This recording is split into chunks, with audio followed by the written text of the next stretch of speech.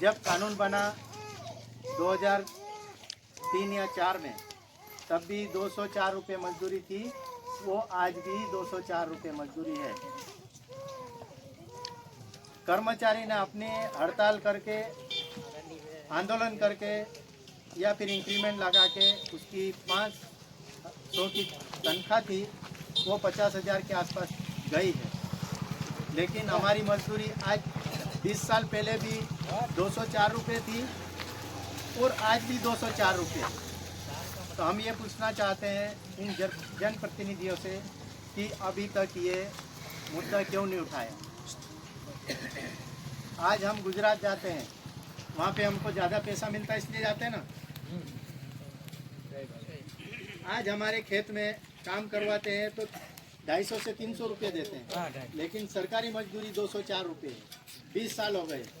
तो हमारा ये कहना है कि ये मजदूरी 800 रुपये के आसपास होना चाहिए, तो हमारा यहाँ का मजदूर गुजरात नहीं जाएगा।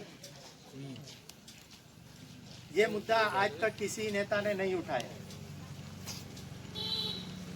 और वृद्धा पेंशन वाला मामला है, वृद्धा पेंशन वाला मामला या विकलांग है या विधवा पेंशन वाला है। आज मैं किसी का विरोध नहीं कर रहा हूँ, लेकिन लाडली बहना को 1,000 रुपये दे रहे हैं और जिसको कुछ भी नहीं बनता है वो देना चाहिए, लेकिन जिसको कुछ भी नहीं बनता है उसको 600 रुपये दिया जा रहा है। तो उसको हमारा मानना है कि 3,000 रुपये देना चाहिए। आज 600 रुपये हम सरकार दे रही है, तो उसका बैलेंस तो 699 का आ रहा है। आज सबके पास मोबाइल है ना, तो बैलेंस डालने के लिए भी हमारे लिए पर्याप्त नहीं है।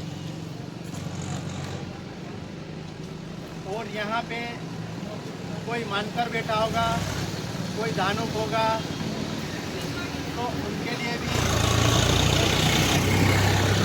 हमारा ये मुद्दा है कि जब शादी होती है, देव पूजते हैं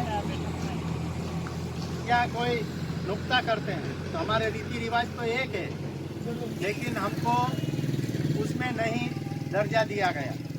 तो हम जो मानकर दानुक ये है, इनको आदिम जाति में डालने के लिए हम आवाज़ उठाएंगे। और आगे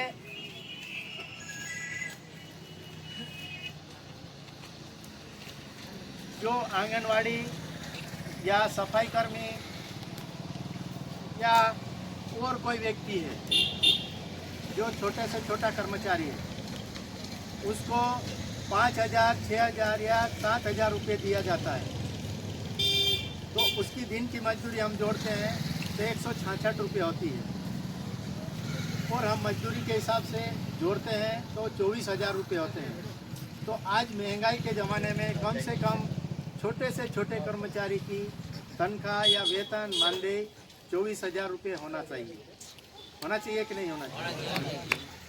आज हम उसी ज़िंदगी में जी रहे हैं, लेकिन पेट्रोल, डीजल, बैलेंस या गाड़ियाँ आज 1 लाख से कम में गाड़ी नहीं आती। तो इतने रेट, इसके रेट तो बढ़ गए, लेकिन हमारे रेट क्यों नहीं बढ़े? मजदूरी भी नहीं बढ़ी है, मजदूरी नहीं बढ़ी है, तो उसके लिए आवाज़ अभी तक क्यों नहीं उठाए हमारे? तो इसके लिए आवाज़ उठानी पड़ेगी, हमको जन आंदोलन करना पड़ेगा, जैसे कर्मचारी करते हैं ऐसा आंदोलन करना पड़ेगा, या विधानसभा में हमारे व्यक्ति को भेजना पड़ेगा, हमारी आवाज़ बन के जाना पड़ेगा। आज आप देखो पेट्रोल डीजल का इतना भाव बढ़ गया है, लेकिन हम कृषक है, खेती करते हैं। हमारे बाजरे का भी 16 रुपये बाजरा है, 17 रुपये मक्का है और 18 रुपये गेहूँ है, और मूंगफली 40 रुपये के आसपास है, और कपास 80 रुपये या 100 रुपये है। तो इसका दाम क्यों नहीं बढ़ता है? अब बेरोजगारी की बात करें, आज शायद मेरे सामने बहुत सारे बेरोजगार युवा बैठे हैं। पूर्व विधायक ने 200 स्कूलें बंद है ऐसा बोला था, आपने कहीं सुना होगा। लेकिन हमने आपको विधानसभा में भेजा, आपने उसकी आवाज़ उठाई क्या? 200 स्कूलें बंद है, क्यों बंद है? हमारे बेरोजगार लड़के हैं, 7,000 8,000 में रखना चाहिए, 10,000 तनख्वाह में रखना चाहिए। अरे कम से कम उसका गुजारा तो हो। 200 स्कूल में आज दो भी व्यक्ति को रखते हैं तो 400 लोगों को नौकरी मिलेगी। आज इंदौर में मैंने सुना है कि वहाँ पे हर नेता ने खाना खिलाया, आने के लिए बस में पैसा भी दे रहे हैं। भाई 5 साल तक कहाँ गए थे? और हमारे बच्चों को उनने खाना खिलाया, दारू भी पिलाया, मुर्गा भी खिलाया, लेकिन हमारा उससे पेट भरेगा, जिंदगी निकलेगी क्या? वहाँ तुमको पढ़ने के लिए क्या बोला कि हमारी आज मीटिंग है, लेकिन एक दिन की पढ़ाई गई कि नहीं? हमारे माँ बाप ने तुमको पढ़ने के लिए भेजा था। हमारे पूर्वज बोलते हैं कि आज अगर कोई बोलेगा नहीं, अगर छोटा बच्चा है वो रोएगा नहीं तो उसको माँ दूध पिलाएगी क्या? हमको आवाज़ बननी पड़ेगी, आवाज़ उठानी पड़ेगी, सरकार के खिलाफ, विधायक के खिलाफ या मेरे खिलाफ भी आवाज़ उठानी पड़ेगी, तो मैं कुछ कर पाऊंगा। आज इस क्षेत्र की 76 गांव की जमीन जा रही है, लेकिन आज तक कोई आवाज़ नहीं उठा रहा। उसमें आपका बैडिया भी है, सोंडवा भी है, वालपुर भी है, जोरड भी है, अपना ओझड़ भी है। हम 3 महीने आंदोलन किए, आप मेरा वीडियो देखे होंगे, 400-500 लोगों के बीच में मैं था। 3 महीने तक आंदोलन करने के बाद 3 गांव कैंसिल किए जोबट में। अभिनेता बोलते हैं ये तो चुनाव जीतने के लिए बोल रहे हैं। हम चुनाव जीतने के लिए नहीं, ये रिकॉर्ड है। आज हमारे पास जमीन नहीं रहेगी तो मकान बनाएंगे क्या? यहाँ से आप लोगों के लिए ये जो नर्मदा डैम बना है, इसका पानी चला गया रतलाम तक, आप लोगों को मिला क्या? फिर नदी तो हमारी थी, हमारे लोग उजड़े, और फिर अभी भी हमारे लोगों को उजाड़ने की कोशिश की जा रही है। तो ये हमको पूछना पड़ेगा कि नहीं? आपको बिना आवाज उठाए, बिना मांगे कुछ भी नहीं मिलेगा। आज कहते हैं जय संगठन ने क्या करा? जय संगठन ने बोलना सिखाया, लड़ना सिखाया, आवाज उठाना सिखाया। आज हमारे नेता कहीं भी मीटिंग करते हैं तो बोलता है आदमी, यार ये क्यों नहीं हुआ? आज हम बोलेंगे नहीं तो कोई देगा नहीं। मैंने उदाहरण बताया, हमारे बच्चे अगर रोएंगे नहीं तो उसकी माँ दूध नहीं पिलाएगी, इसलिए हमको रोना भी पड़ेगा, आवाज उठानी पड़ेगी। उस बच्चे को उदाहरण दे के कह रहा हूँ। हम एक दिन खाना कह के नहीं, हम 5 साल तक हमारा काम होना चाहिए, ऐसा नेता होना चाहिए। बच्चों के लिए इंदौर में ये जो नेता किए हैं, मुझे बहुत दुख हुआ। ये टी शर्टें बांटी, ये झंडे बांटे, ये लुगड़े बांटे, ये हमको जरूरत नहीं। हमारे काम क्यों नहीं हुए, इसको पूछना पड़ेगा। क्या ये टी शर्ट आप लोगों को नहीं मिलती? हम कपड़े पहनते अच्छे अच्छे, क्या 25 रुपए की टी शर्ट पहनने के मोहताज है हम? इसके लिए हमको बोलना पड़ेगा, हम ये टी शर्ट के भूखे नहीं हैं, ये पगड़ी के भूखे नहीं हैं, हमारे यहाँ काम होना चाहिए।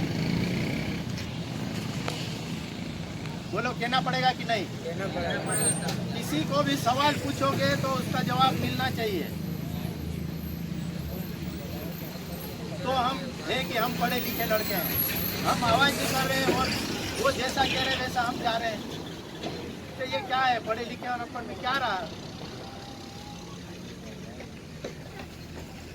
और ये मैं जमीन की बात करता हूँ तो फालतू बात मत करे, कहते हैं।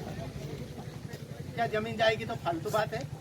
फिर हम 3 महीने तक चिल्लाए, लेकिन दोनों जनप्रतिनिधि ने नहीं बोला, पूर्व ने भी नहीं, अभी वर्तमान में वाले भी ने भी नहीं बोला। तो हम क्या शंका करें उसके ऊपर?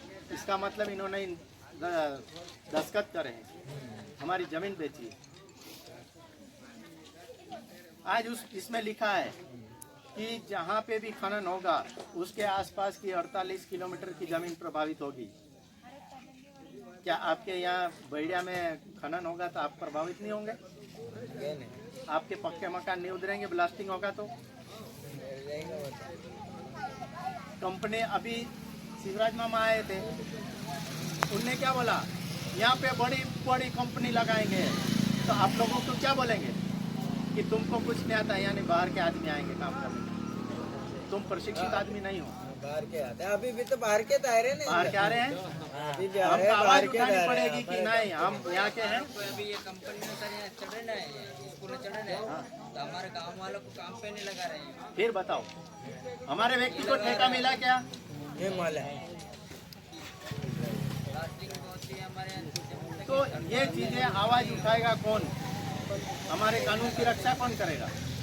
हम कहते हैं कि अनुसूचित क्षेत्र है, यहाँ कोई भी बाहर का आदमी नहीं आ सकता, लेकिन देखो सोनवा 10 साल पहले इतना था, आज कितना बड़ा हो गया, बढ़ गया, बहुत सारा बढ़ गया। फिर हमारे व्यक्ति को धंधा मिलना चाहिए, हमारे व्यक्ति को काम मिलना चाहिए। तो इसके लिए आवाज बननी पड़ेगी, आवाज उठानी पड़ेगी। बढ़ता नहीं। तो आज मैं जो बोल रहा हूँ, इसको गांठनी बांध लो, कोई भी नेता आए उसको ये सवाल पूछना है।